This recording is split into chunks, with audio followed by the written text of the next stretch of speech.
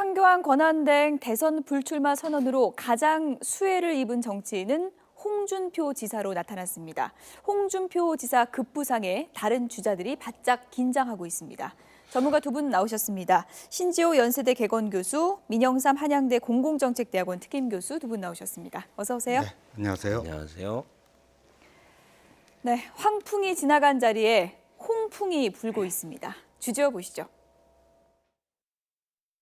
제가 대선에 출마하는 것은 적절하지 않다고 판단하였습니다.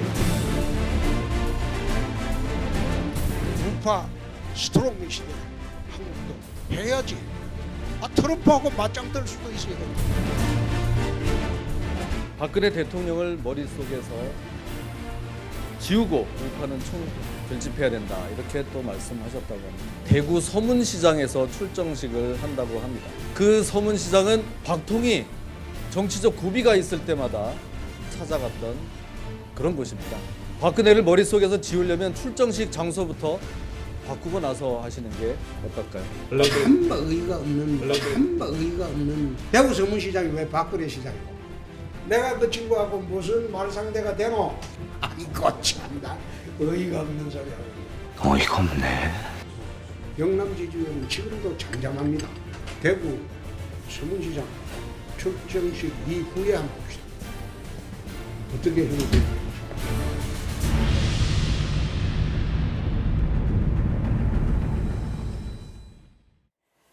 네, 미스터 홍 트럼프. 어쨌든 황교안 대행 불출마로 최대 수혜자가 된 건 맞는 것 같습니다. 그렇죠. 그런데 이제 이렇게 봐야 됩니다. 황교안 지지율을 100% 가깝 100%라는 건 사실상 불가능한 거지만 상당 부분 가져올 수 있겠는가 그게 과제인데요. 저는 이렇게 생각해요. 반기문 전 총장이 하차하면서 그게 어떤 특정인에게만 가지 않고 좀 여러 갈래로 흩어지지 않았습니까? 그러면서 이제 그 황교안 대행이 부상을 했는데 반기문 지지율 정도는 황교안 대행이 기록을 못했단 말이에요. 그래도 반기문 전 총장의 경우는 20%가 넘었잖아요. 근데 황교안 대행의 경우 잘 나갔을 때 한 15%. 근데 이제 황교안 이제 그 불출마로 인해서 그게 온전히 홍준표에게만 갈 것인가. 그러니까 반기문이 하차하면서 좀 그 다음 대체제가 좀 약간 쪼그라든 모습으로 됐고 또 황교안이 불출마하면서 홍준표가 대안으로 부상은 하지만 황교안만큼의 지지율을 기록은 못하는 어떻게 보면 점점 이렇게 왜소해지는 모양새가 풍선 크기가 계속 줄어드는 거고요. 그런 가능성이 좀 있어 보입니다. 어쨌든 18일 날 대구 서문시장에서 출정식 한다고 하는데 출정식 전에 분위기는 잘 만들어 놓은 것 같은데 어떻게 보십니까? 그렇죠. 이제 이 진보 진영의 탄핵 전에 이재명 시장이 진보 진영 쪽에서의 탄핵 초기 분위기를 이끌어가면서 사이다 발언으로 떴던 것처럼 탄핵 이후에 특히나 이제 반풍 황풍이 간 뒤로 이 홍준표 지사가 그 탄핵 이후에 할 말을 하면서 보수층의 사이다 발언을 하기 때문에 분위기 조성이 완전히 된 거죠. 그런 상황 속에서 본인이 맷집을 가지고 준비를 하고 있는데 그 황교안 대행의 불출마 선언이 이르니까 완전히 가히 홍풍이라고 할 수 있는 보수층에서는 지금 서서히 불이 지피지 않나 이렇게 보입니다. 자유한국당 대선 후보 적합도에서는 1위를 기록한 것으로 저희 YTN 긴급 여론조사 결과 나타났습니다. 그런데 그게 뭐 압도적이지는 않고요. 그다음에 이제 이렇게 봅니다. 이제 홍준표 지사는요.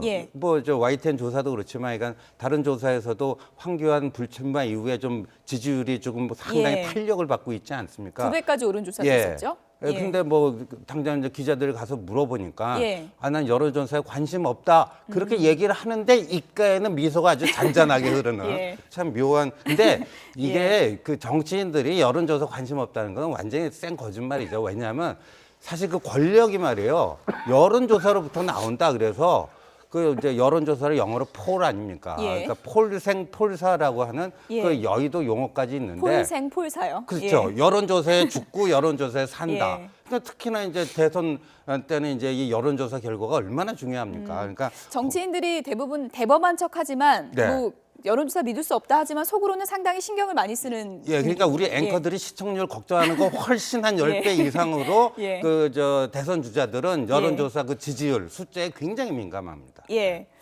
어찌됐든 홍준표 지사가 뜨자 정치권에서 설전이 거세지고 있습니다. 들어보시죠.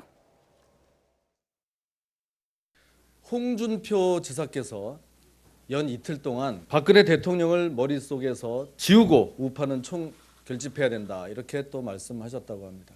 홍 지사님은 머릿속에 지우개가 있어서 그게 가능한지 모르겠지만 그게 지운다고 지워지는 겁니까? 홍 지사님은 며칠 뒤에 대구 서문시장에서 출정식을 한다고 합니다. 그 서문시장은 박통이 정치적 고비가 있을 때마다 찾아갔던 그런 곳입니다.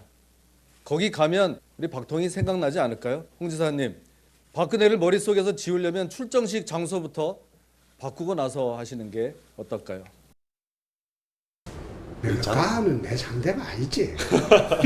근데 가가 뭐라고 떠들든 내가 대구 갈 입장이 아니지. 대구 서문시장이 박근혜 시장이가 김진태 의원이 가면 이제 참 의의가 없는. 내가 옛날에 대구 서문시장에서 거기서 놀았다. 초중고등학교 다닐 때 대구 서문시장이 왜 박근혜 시장이고? 아이고 참나 의의가 없는 소리 하고 있네. 내가 그 친구하고 무슨 말 상대가 되노? 앞으로 아들 이야기는 하지 말아요. 알겠습니다. 괜히 아들 이야기해갖고 열받게 하지 마. 알겠습니다. 그냥 그게 박근혜 시장 가거든. 쉽게 말하면 내가 더 인연이 많지. 김진태 의원은 내 상대가 아니다. 이렇게 선을 확 그어버리는데 어떻게 보십니까? 사실 그렇죠. 이제 예. 사법연수원 기수도 내 기수 아래고 예. 여러 가지 경력상으로도 그렇고 그렇다지만은 현재는 같은 정치인인데 저렇게 이제 하는 것은 본인이 그 역시 홍 트럼프다운 그런 그 어법이 아닌가 이렇게 예. 보이긴 합니다. 기선제압을 확 해버리는 확실히 것도 효과가 해버리는 있는 것 거죠. 같은데요? 그래도 이제 예. 김진표 의원 입장에서 김진태 의원 입장에서도 예. 어찌됐건 홍준표 의원은 박근혜 전 대통령을 버린다고 했지만은 나는 박근혜 전 대통령을 끌어안고 가면서도 한번 극복해 보겠다라는 예. 그런 의미에서 이제 대구 서문시장을 오시지 마라고 한 건데 홍 트럼프께서 너무 한 칼에 그냥 지워버리는 것 같습니다. 예. 그런데 지워버렸다고 할 수가 없는 게요. 예. 정치에서 보면요, 항상 그 좀 자기보다 센 사람을 집중적으로 때림으로써 예. 거기서 각을 세우면서 나도 그 정도 급이 된다. 그러니까 이제 김진태 의원이 먼저 이제 그 선제 공격을 예. 한 거 아닙니까? 근데 홍준표 지사의 그 말이 재밌어요. 걔가 무슨 내 상대가 되냐? 예. 해놓고 그러면 이른바 소위 부답. 그냥 웃고 말죠 하면서 그냥 무시를 했었어야 되거든요. 근데 일일이 다 반박하고 있잖아요. 예. 일일이 반박하면서 괜히 애들 얘기해서 열받게 만들지 마라. 그 열 받았다는 얘기거든요. 예. 네? 그러니까 이거는 김진태가 장군하면 멍군하고 받아준 거예요. 그러니까 오히려 급이 안 맞다고 생각하면은 아예 무시를 해버렸어야 되는데 역시 저런 점에서도 이제 홍준표 지사의 예. 그 직선적인 성격이 그대로 드러나는 저희가 것 같습니다. 저렇게 교복 입은 홍준표 지사 모습을 좀 표현을 해봤는데 서문시장이 박근혜 시장이냐 이렇게 맞받아치면서 내가 교복 입고 다닐 때 서문시장에서 뛰어놀았다. 내가 인연이 더 깊다. 이렇게 반박을 했습니다. 액면 그대로 저 말씀 맞죠. 예. 본인은 이제 굉장히 어려운 가정 생활 속에서 아무튼 대구로 와가지고 예. 대구에서 초중고를 지금 다닌 게 또 사실이고요. 저 때는 사실은 홍준표가 아니라 홍판표였을 겁니다. 예. 예, 나중에 그 이주영 예. 그 판사께서 이름을 바꿔준 걸 청주지법에 같이 있을 적에 이제 그런 걸로 알고 있는데 아무튼 초중고 시절을 보냈기 때문에 박근혜 대통령은 오히려 사실은 서울에서 말씨부터 다 서울 말씨 하시지 않습니까? 박 전 대통령 같은 경우는 그렇기 때문에 이 어떤 그 정치적인 물리적인 그런 의미를 이 인연을 갖다가 내세우면서도 정치적으로도 내가 TK 아니면 보수의 본류다 예. 이걸 지금 주장하는 거겠죠. 홍 저렇게 트럼프께서. 지난해 연말에도 두 분이 저희가 사진을 찾아보니까 날짜 간격이 좀 있지만 나란히 서문시장 화재 후에 서문시장을 방문했었습니다. 네. 그런데 이제 한 가지 궁금한 건 그래도 많은 분들의 기억 속에는 박근혜 전 대통령하고 서문시장을 좀 연계를 짓잖아요. 네. 굳이 왜 서문시장을 택했을까 이런 의문이 드는데요. 그거는 예. 이제 이제 홍준표 지사 순수하게 우리가 좀 해석을 예. 선의로 해석해주면 예. 본인이 이제 경남 창녕 출신이고 지금 경상남도 지사 아닙니까? 근데 예. 초중고는 학창 시절은 대구에서 보는 게 맞잖아요. 그러니까 묘하게 PK, TK에 다 연고가 있는 정치인이단 말이에요. 근데 본인이 지금 이제 현역 그 경남지사니까 PK 쪽에서는 어느 정도 이 세결집이 가능할 거라고 보고 그 본인이 그 유년 시절 그 성장기를 보냈던 TK. 예. TK는 그야말로 어떻게 보면 이제 뭐 보수 정치의 심장과 같은 곳이라고 할 수 있지 않겠습니까? 그러면 PK 플러스 TK에서 영남권에서의 어떤 결집을 이뤄낸다면 그 이후에 그러니까 이제 동남풍이죠 일종의 예. 홍준표가 노리는 거는 그 이제 영남 쪽에서 PK, TK가 본인을 예. 대표 주자로서 그 이렇게 밀어줌으로써 거기서부터 그 동남풍을 이제 그 전국적으로 확산시키겠다. 예. 그런 것 같은데 이제 이 서문시장이라고 하는 것은 어떻게 보면 TK 정치의 상징적인 장소 아니겠습니까? 그래서 TK 그 민심을 출정식 후에 좀 지켜보자 이렇게 네. 얘기했던 상당히 것도 자신감 있는 표정인데 예. 뭐 그건 이제 어떻게 될지는 잘 모르겠습니다. 예, 동남풍을 공략한다고 하셨는데 동남풍이 얼마나 불지는 잘 모르겠지만 홍준표 지사가 오늘 2002년에 노무현 전 대통령처럼 바람을 일으키겠다 이렇게 얘기했습니다. 들어보시죠. 근데 우리는 노무현 후보의 이 일이라고 꿈에도 생각 안 했어. 문재인 후보 쪽에서 교수가 1000명이 붙었다. 2002년도 우리가 그랬거든. 당선되면 북한 가겠다고 하는 사람한테 트럼프 뭐 누가 상대를 해주겠나? 뭐 아니지. 배짱이 있어야지. 지금 나와 있는 사람 중에 홍준표만큼 배짱 있는 사람이 어디 있노? 싸움도 내가 제일 잘하지. 2002년도 그러니까 누구나 이회창 전 총재가 될 거라고 생각했던 그 대선과 지금을 오버랩시켜서 설명하는데요. 비슷한 면이 있습니까? 아주 상당히 그 물리적으로 비슷하죠. 그런데 이제 대세론에 있어서 당시에 이해창 대세론은요. 지금 문재인 대세론보다 훨씬 더 강도가 셌었죠. 그때 비하면은 문재인 전 대표의 지금 대세론은 좀 허약한 면이 있고요. 예. 또 이제 그 이해창 후보하고 노무현 후보하고 이제 정몽준 후보가 단일화가 돼가지고 예. 역전승을 하게 되는데 그때 당시에는 정몽준이라는 유력한 후보가 있었습니다. 예. 그래서 그때 제가 기억하는 수치로는 이해창 후보가 36에서 38, 40까지 오고 가고 이럴 적에 이런 대세였어요. 그때 26, 21로 노무현 정몽준이 계속 시속 게임을 하고 있을 예. 때였거든요. 이때 이제 단일화를 통해서 막판에 이 역전을 했기 때문에 지금하고는 얼른 보면 구도가 똑같은 것 같지만 상당히 또 구도가 다른 면이 있습니다. 근데 한 가지 똑같다고 보면은 노무현 후보가 그 자리에 가기까지 정말 2.1%에서 시작했습니다. 2.1%에서 시작해서 그 민주당의 후보가 되고 광주에서 이제 노풍이 불어가지고 예. 후보가 되고 본선에서 다시 정몽준과 단일화해가지고 그렇게 갔는데 그때 비하면 지금 홍준표 지사의 지지율은 너무 미미하고 아직 안 뜨죠. 예. 예. 홍풍이 그때만큼 거세질 수 있을까? 어떻게 전망하십니까? 저는 그렇게 이제 녹록지는 않을 거라고 생각합니다. 예. 그러니까 이제 홍준표 지사의 최대 그 난관은 뭐냐면요. 이 박근혜 전 대통령에 대한 스탠스를 어떻게 잡을 것인가. 예. 본인이 그 유명한 양아치 친박, 양박이라는 신조어도 만들어냈는데 예. 또 오늘 보면 그 저 삼성동에 가갖고 무슨 총괄 2명 뭐 정무 뭐 이렇게 하고 그 예. 한 거 있잖아요. 근데 임명진 비대위원장이 뭐 징계 가능성 우는 이렇게 얘기를 했는데 예. 홍준표 지사는 그 삼성동 8인방이라고 합니까? 그분들을 뭐하러 징계하느냐 이렇게 좀 감싸고 있단 말이에요. 그러니까 어떨 때는 친박을 약간 감싸고 예. 어떨 때는 이제 박근혜를 머릿속에서 지워버리자면서 박근혜 전 대통령과의 어떤 차별화를 하고 예. 그런 점에서 이제 과연 이것도 저것도 다 끌어들이면 좋겠지만 예. 그 스탠스가 좀 오락가락하는 듯이 보이면은 이쪽도 가지고 저쪽도 가지고가 아니고 양쪽 다 별로 충분하게 흡수를 못하는 이런 결과를 나올 예. 수도 있겠다고 생각됩니다. 홍준표 지사가 계속 강조하는 게 스트롱맨입니다. 강력한 지도자요. 그러니까 트럼프도 우파인데 우파 지도자가 돼야 맞짱을 뜨지 않겠느냐 이런 논리인데 키워드는 잘 정했다고 보십니까? 그렇죠. 홍준표 예. 지사 입장에서는 이제 특히나 우리 주변 4강국이 예. 미국도 그렇고 중국도 그렇고 또 일본도 그렇고 아주 강력한 국수주의라고 표현을 했는데요. 예. 국가의 이익을 최우선으로 하는 그런 사람들이 지금 다 최고 지도자다. 예. 그런데 왜 우리만 북한을 갖다가 이 상대하고 있는 북한을 늘 고려해야 되는 이런 허약한 후보가 이렇게 돼야 되느냐. 예. 그건 이제 좌파 후보라고 이렇게 얘기를 하는데 그래서 나도 우리 국가 이익을 가장 먼저 생각하는 그런 우파의 강력한 힘을 갖는 그런 그 지도자가 되겠다라는 표현인데요. 예. 스트롱맨을 좀 잘못 쓰신 것 같아요. 원래 스트롱맨은 독재자의 의미가 더 셉니다. 그런 예. 의미는 아니라고 또 이제 설명을 하시던데요. 네, 예, 그렇습니다. 워낙에 보수층에 네. 보수층 지지자들이 기댈 곳이 없다 보니까 네. 그래도 말이라도 속 시원히 하는 홍준표 지사 쪽으로 마음이 많이 쏠린다는 그런 얘기들도 나오고 있습니다. 그렇죠. 예. 그래서 그런 이제 보수 쪽에 무슨 사이다 발언을 해준다. 예. 그러니까 지난번 이제 노무현 전 대통령에 대해서도 좀 어떻게 보면 격한 발언을 쏟아내고 그러니까 그게 이제 보수층 입장에서는 이제 속이 뻥 뚫리는 예. 그런 건데. 근데 이제 이 비유는요, 이거 무슨 그 미일 중러가 지금 다 스트롱맨들 아닙니까? 근데 여기서 외교가 말이에요. 뭐 맞짱 뜨고 싸움 잘하고 외교는 싸움이 아니잖아요. 어떻게 보면 고도의 어떤 지혜와 그 인내심과 뭐 그런 거를 가지고 협상을 하면서 국익을 최대화 관철시켜내는 그런 거죠. 근데 이게 과거에도 보면요. 김대중 전 대통령과 부시 미국 전 대통령 한 엄청나게 붙었어요.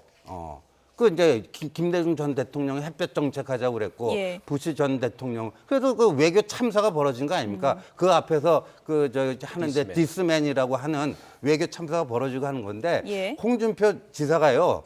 그런 건 좋은데 이걸 외교에다 이렇게 비유하는 거는 조금 이건 부적절한 비유였다 이런 생각이 듭니다. 예. 어쨌든 홍준표 지사 지지율이 상승세를 보이자 견제구도 거세지고 있습니다. 들어보시죠. 홍준표, 홍트럼프라는 별명인데 이분은 어떻게 보십니까? 지금 대한민국은 기득권 정치, 금권 정치, 또 정경유착 이것으로 단절하는 것이 지금 시대 정신인데 네. 트럼프를 대통령으로 선택할 리가 없죠. 홍준표 경남지사가 보수 세력의 스트롱맨이 필요하다 이렇게 이야기를 했다고 합니다. 혹시 본인이 얼마 전까지 기업에 빨대를 꽂았다는 의혹으로 재판을 받아왔다는 사실을 잊은 것은 아닌지, 그래서 그런 것을 기업에 빨대 꽂은 스트로맨이라고 하는데 말이 잘못 나와서 스트롱맨이 된 것은 아닌지 의심이 됩니다. 네, 스트롱맨은 무슨 스트롱맨이냐? 기업에 빨대 꽂은 스트로맨이다. 이런 공격인데요. 앞으로 홍준표 지사에게 상당히 많은 비판이 쏟아질 대목이기도 하겠죠. 그렇죠. 예. 그리고 저 요인 때문에 사실 불안한 이런 의미가 있습니다. 그러니까 대법원 확정 판결이 안 났기 때문에 예. 대법원에서 또 다른 판결이 나오게 될 경우는 상당히 꼬이게 되는 거거든요.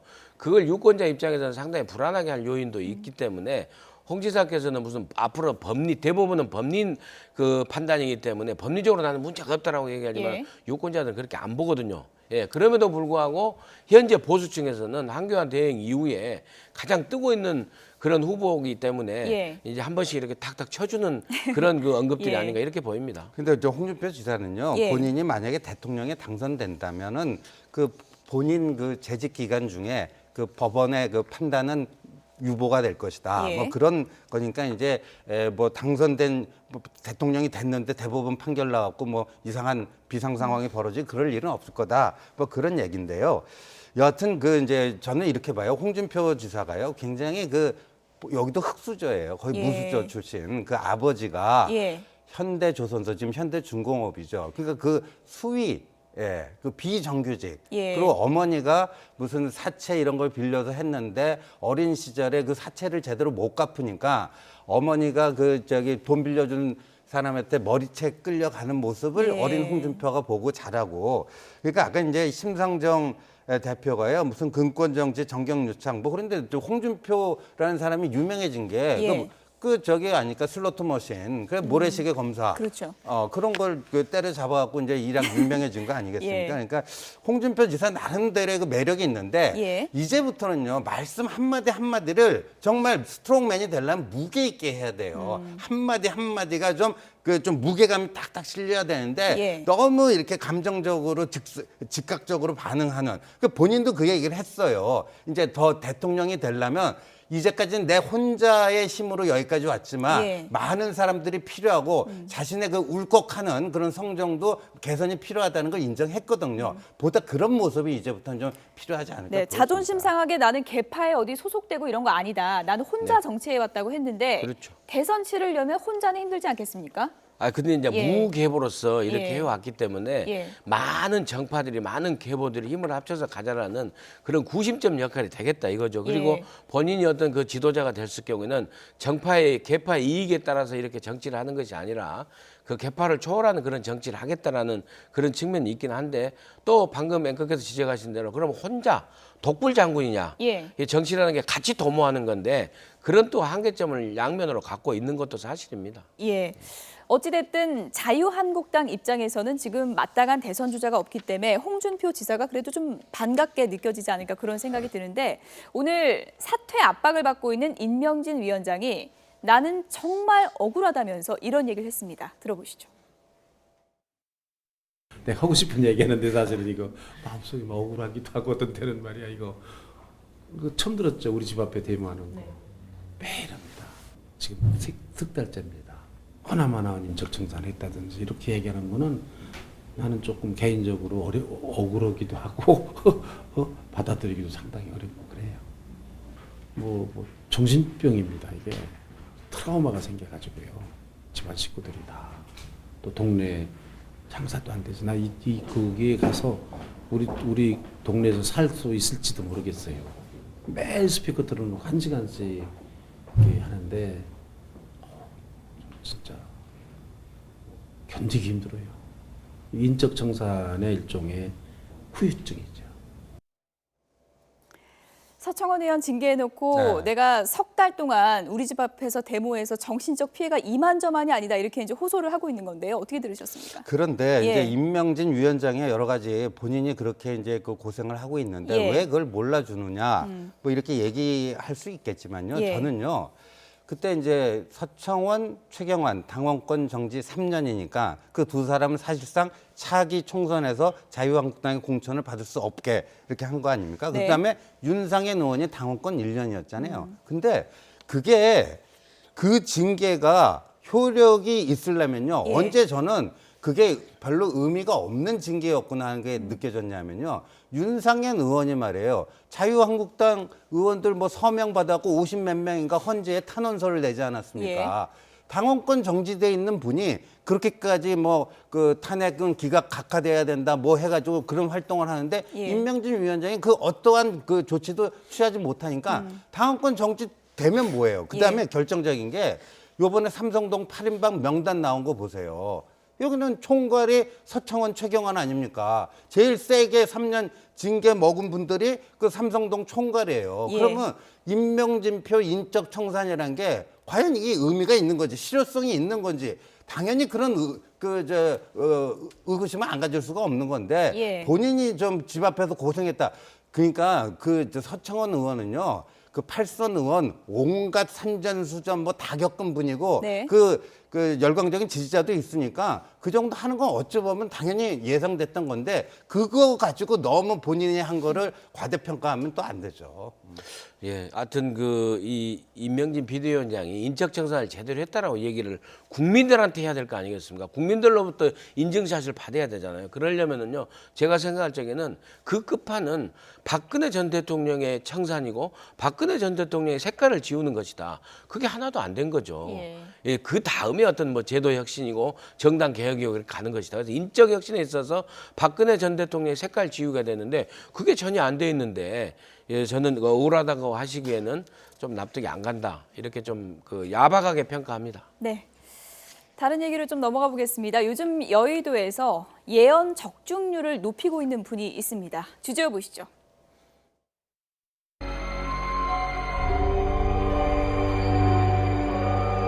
반기문 전 총장께서는 서울 지나서 출마 포기하실 가능성도 많다고 봅니다. 순수한 뜻을 접겠다는 결정을 했습니다. 탄핵은 반드시 인용될 거라고 믿습니다. 피청구인 대통령 박근혜를 파면한다. 황교안 총리는 어떻게 할 것 같습니까? 나오지 않을 것으로 믿습니다. 대선에 출마하는 것은 적절하지 않다고 판단하였습니다.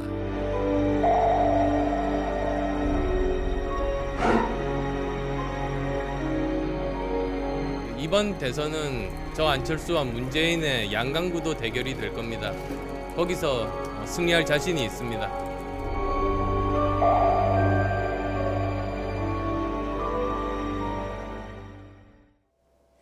음악이 좀 무섭습니다. 네.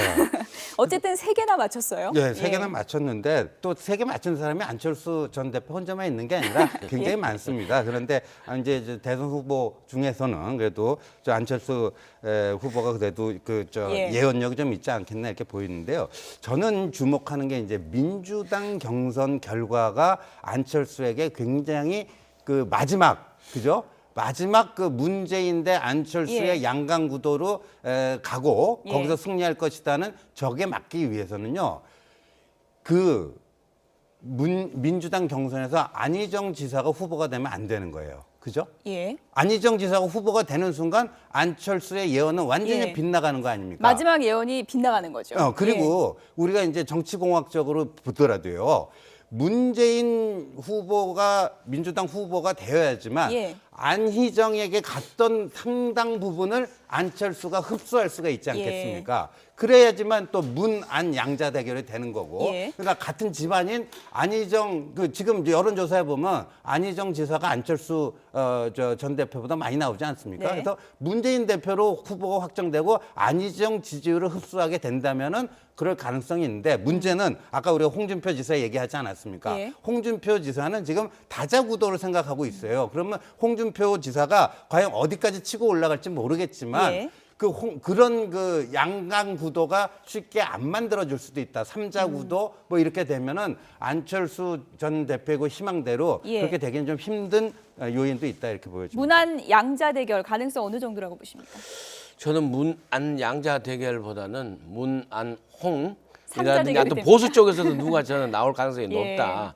그리고 나중에 막판에 정말 그 보수 쪽에서 나온 어떤 분하고 이 중도 개혁 쪽에 안철수라든지 뭐 손학규라든지 뭐 김종인, 유승민, 하여튼 이쪽에서 나온 분들하고 정말로 그 단일화를 이뤄가지고 예. 일주일 전에, 3일 전에 단일화를 이뤄서 양강 구도로 갈 가능성은 굉장히 있다고 봅니다. 그렇지만은 예.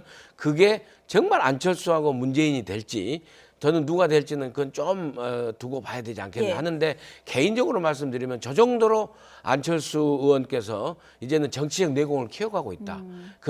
안철수에서 그냥 철수에서 강철수가 됐다. 이번 독철수가 돼가면서 예. 의지를 굉장히 불태우면서 예언도 잘 맞고요. 뚜벅뚜벅 예. 걸어가고 있는데 정치적 내공을 벽돌 한 장씩 한 장씩 쌓고 예. 하고 있는 거다. 저는 그렇게 평가하고 그럼 있습니다. 이렇게 질문을 좀 드려볼게요. 문재인, 안철수 양자 대결이 될 것이다. 이 예언까지 맞는다고 치면 그렇게 양자 대결이 된다면 안철수 전 대표에게 승산이 있을 가능성도 있습니다. 그렇게 되면 승률이 저는 훨씬 높다고 봅니다. 예. 문재인 전 대표보다는 그 정말 문안 양자 대결이 이렇게 되면은 예. 안철수 후보가 승리할 확률은 훨씬 더 높다. 저는 그렇게 봅니다. 그러니까 안철수 전 대표가 지금 개헌 문제라든가 연립정부 문제라든가 이런 거에 대해서 적극적으로 뭔가 발언을 안 해요. 그러니까 정말 양강 구도를 만들려면은 이쪽 보수 쪽까지 다 품어 안을 수 있는 그런 어떤 나름의 예.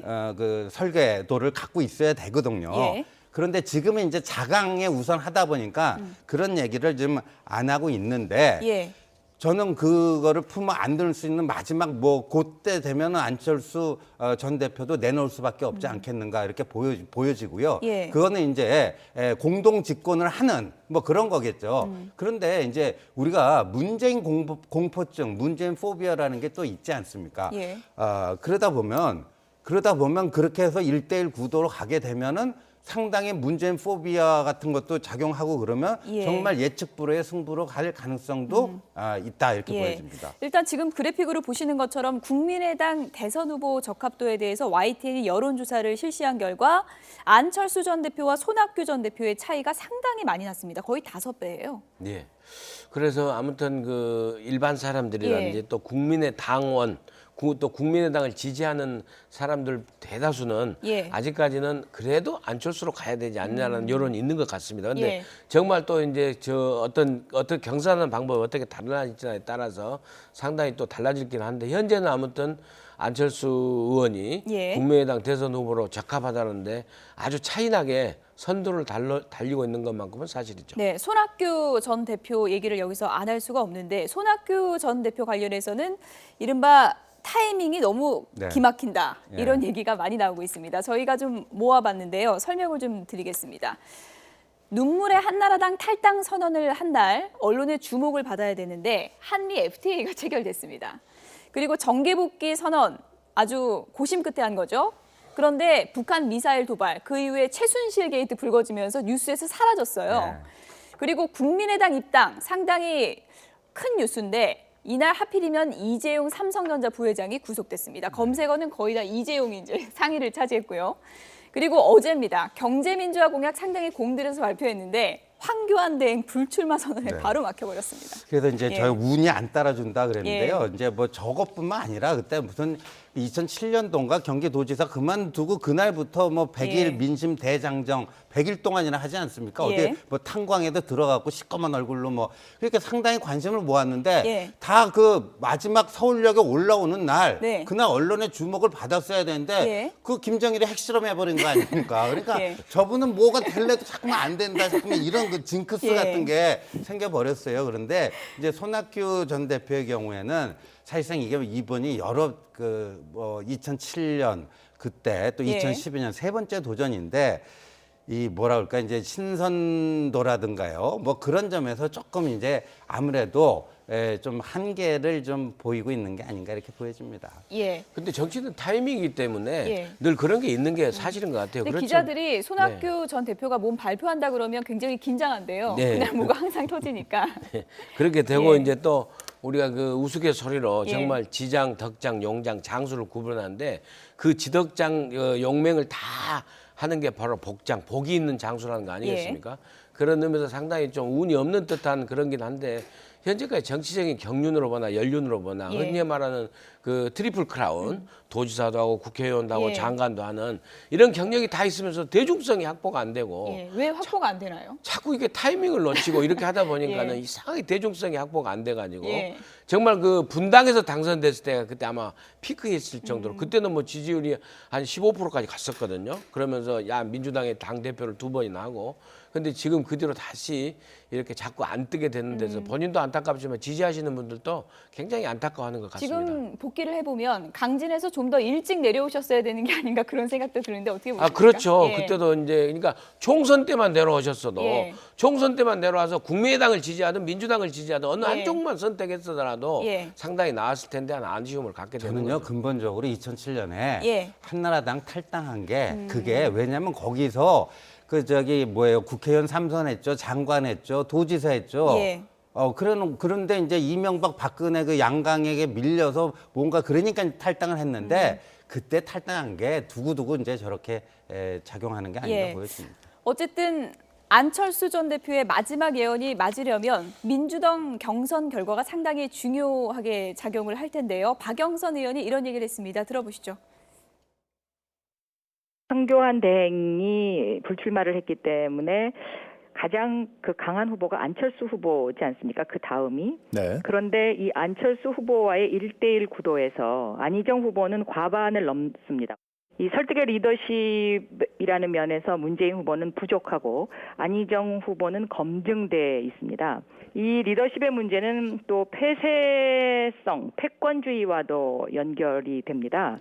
그래서 그 자신들의 지지자들한테만 그 열렬한 지지를 받는 그 반쪽 대통령이 아니라 대한민국 모두의 대통령이 돼야만이 적폐청산이 가능하고 대개혁이 가능하다라고 보는 것이고요. 그러니까 안철수 전 대표와 1대1 구도가 돼서 승리를 하려면 문재인 카드가 아니라 안희정 카드를 꺼내들어야 한다는 게 박영선 의원의 주장인데요. 동의하십니까? 그거 훨씬 더 그 맞는 그 논리라고 이렇게 생각을 합니다.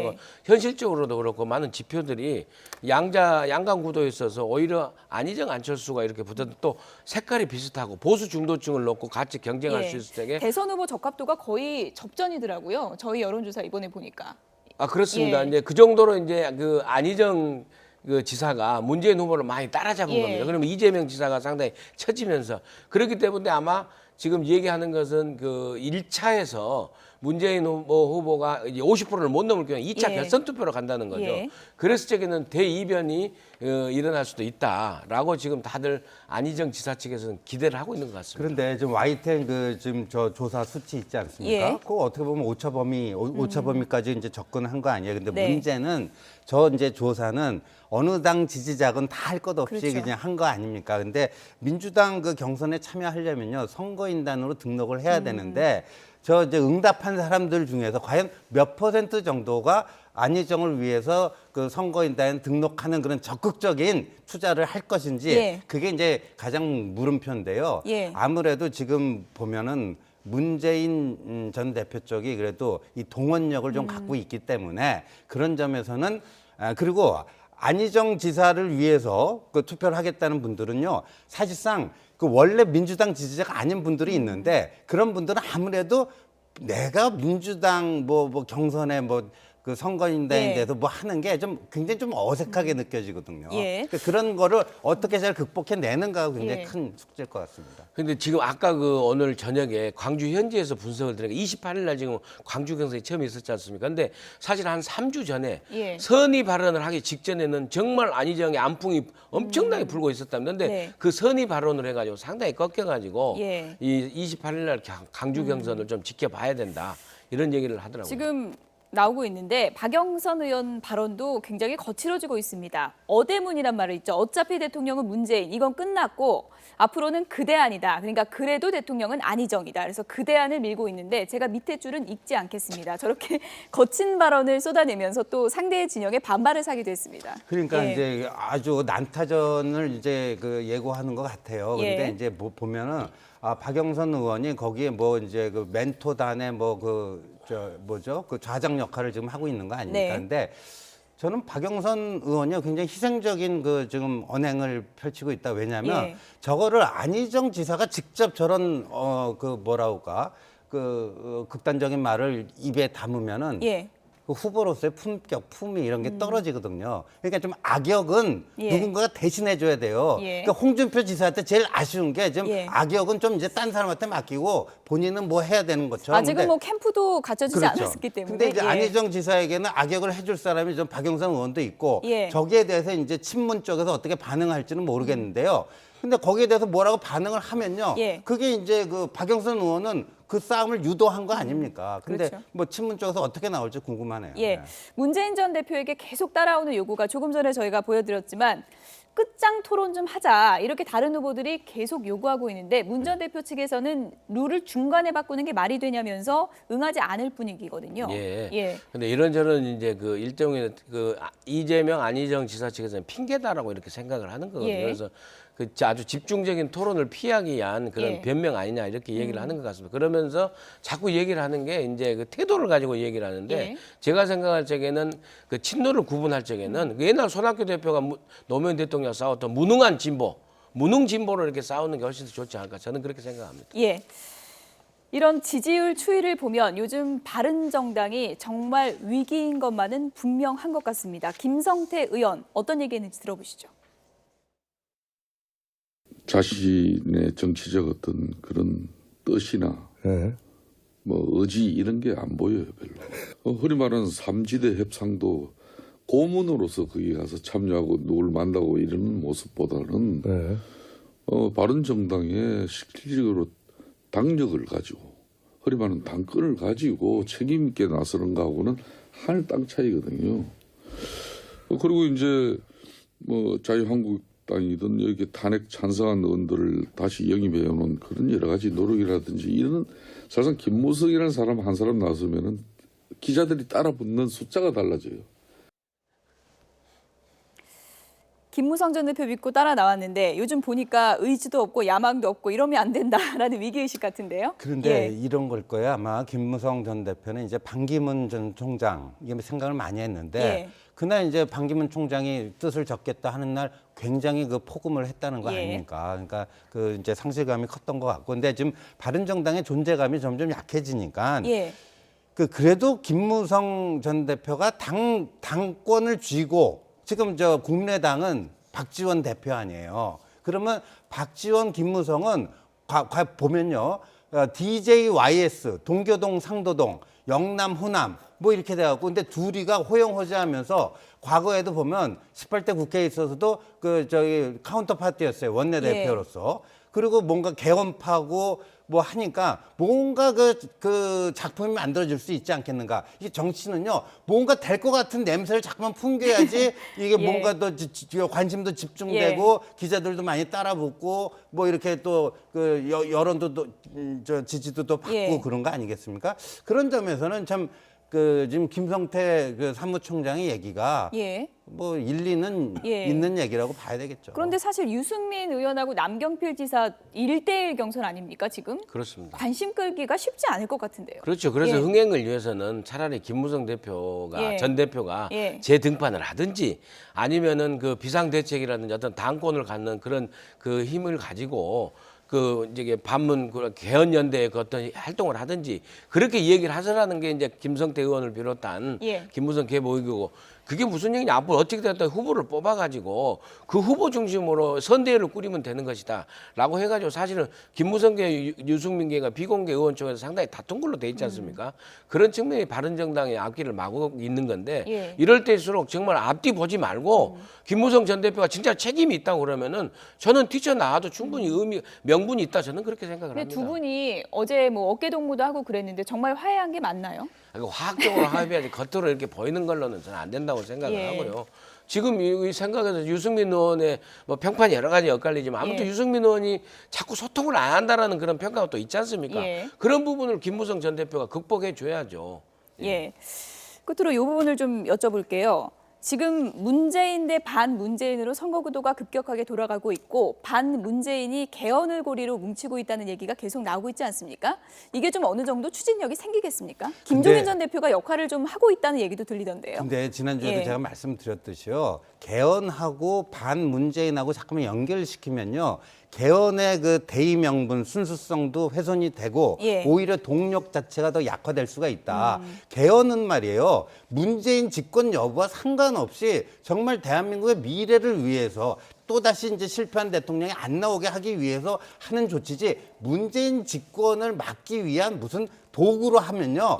개헌 자체의 그 위상이 오히려 초라해집니다.